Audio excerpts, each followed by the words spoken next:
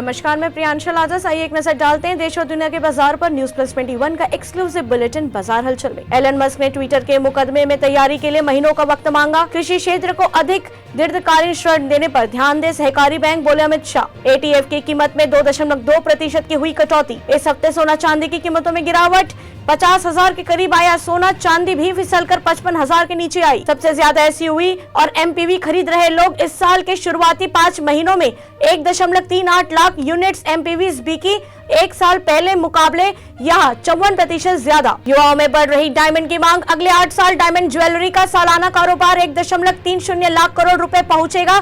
ग्राहकों में पुरुषों का हिस्सा सिर्फ 5%। एचडीएफसी बैंक Q1 रिजल्ट्स में नेट प्रॉफिट जून तिमाही में 19% बढ़कर 9,196 करोड़ रुपए। ब्याज से होने वाली इनकम 14.5% बढ़ी। वोडाफोन आइडिया के शेयर धारकों ने वोडाफोन ग्रुप को 436 करोड़ रुपए के इक्विटी आवंटन को दी मंजूरी। पिछले कारोबारी हफ्ते में 1% टूटा बाजार। 40 स्मॉल कैप्स में दिखी 10 से 52% की तेजी। फिर से शुरू हो सकता है सहकारी बैंकों का मर्जर। 4 या 5 बड़े बैंक बनाए रखने की है सरकार की योजना। ऐसी तमाम जानकारियों से अपडेट रहने के लिए देखते रहिए न्यूज प्लस 21, आपके हक की बात।